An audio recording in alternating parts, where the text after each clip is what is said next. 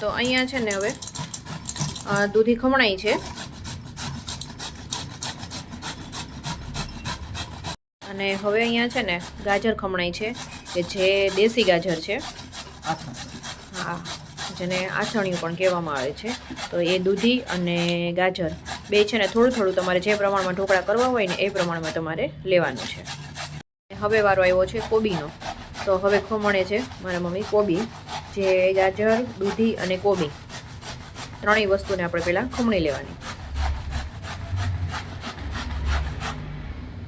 આમાં મેથી એડ કરવાની છે કે મેથી છે ને અંદાજે 1 કપ જેટલી છે. અને અહીંયા સાથે છે ને 1 લીંબુ છે ને એ નીચોવી લેવાનું છે. તમારી જે પ્રમાણમાં તમે બનાવો તો એ પ્રમાણમાં તમે પ્લસ માઇનસ લીંબુને પણ કરી શકો છો.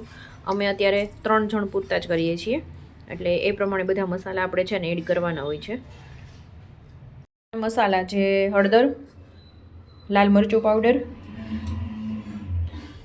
ધાણા જીરું પાવડર,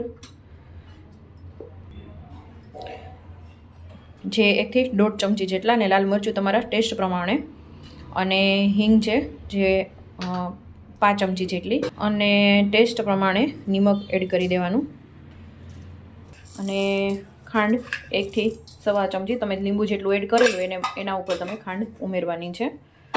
અને ગરમ મસાલો જે ઘરનો બનાવેલો છે, એટલે 1/2 ચમચી જેટલો ગરમ મસાલો લીધો છે, અને 1 થી 1.5 ચમચી જેટલી આદુ મરચાંની પેસ્ટ પણ એડ કરી દેવાની છે. કેટલો લોટ લીધો છે મમ્મી?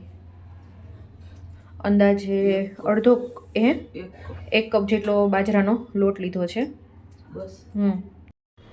અડધો ચમચો છે ને આપણે ચણાનો લોટ એડ કરવાનો છે. અડધો ચમચો ઘઉંનો જાડો લોટ. અને પાણી પણ ઉકળવા માટે મૂકી દીધું છે, જે આપણે સ્ટીમ કરવાના હોય છે એના માટે. એટલે ધીમે તાપે પાણી પણ છે ને સ્ટીમ થઈ જાય. અને હવે આ લોટને છે ને પ્રોપર રીતે મિક્સ કરીને મુઠિયા વાળી લેશે મારા મમ્મી. અને પાણીની જરૂરિયાત લાગે તમારે તો જ તમારે પાણી છે ને એડ કરવાનું રહેશે, અધરવાઇઝ નહીં રહેશે. જો દૂધી તમે વધારે પ્રમાણમાં નાખેલી હશે ને તો તમારે ઉમેરવાનું નહીં રહીએ, અને નહીંતર તમારે થોડું છે ને પાણી પણ ઉમેરવું પડશે. આમાં છે ને મારી મમ્મીએ ખીચડી પણ જે મેં બપોરે બનાવેલી હતી તો વધી હતી, એટલે તમે વધારે ભાત હોય ને વધારે તો પણ કરી શકો, અને ખીચડી હોય ને સ્પેશિયલ બનાવીને પણ તમે છે ને આમાં ઉમેરી શકો. બહુ સરસ લાગશે, ટેસ્ટી તમારા ઢોકળા છે ને. મુઠિયા જો મારા મમ્મી છે ને રેડી કરે છે, એમાં પાણી ઉમેરવું નથી પડ્યું ને મમ્મી? નહીં, કારણ કે વધારે જો તમે પાણી એડ કરો ને, દૂધીનો છે ને વધારે રાખવાની. પાણી વધારે તમે એડ કરશો ને તો છે ને ચિકાસ પડતું લાગશે, કારણ કે લોટ બધા મિક્સ થતા હોય ને એટલે વધારે છે ને મુઠિયા વ્યવસ્થિત છે ને વળાય નહીં ને એવું થાય છે, એટલા માટે તો પાણી આમાં જ્યારે ઉમેરવું નથી પડ્યું. અને આ રીતે મુઠિયા વાળીને આપણે કેટલી વાર મમ્મી આપણે સ્ટીમ થવા દેવાના? 15-20 મિનિટ. હા, મીડિયમ ફ્લેમ ઉપર છે ને 15 થી 20 મિનિટ આપણે સ્ટીમ થવા દેવાના છે. તો જો છે ને મસ્ત મજાના ઢોકળા રેડી થઈ ગયા છે. હવે આને આપણે વઘાર આપી દઈશું. અહીંયા 1 પાવડું તેલ મૂકેલું છે, 1 થી 1.5 પાવડું જેટલું. 1 ચમચી રાઈ એડ કરી દઈશું. જો આપણી રાઈ છે ને ક્રેકલ થવા આવી છે, અને રાઈ ક્રેકલ થઈ જાય એટલે લીમડો નાખી દઈશું, જેને એકદમ છે ને ઓલા નાના કટ કરી લીધા છે, એટલે એકદમ ખાવામાં પણ તમારે લેવો હોય તો ખાઈ પણ શકો. અને બસ હવે આપણે ઢોકળા છે એડ કરી દઈશું, અને સરસ રીતે મિક્સ કરી દઈશું.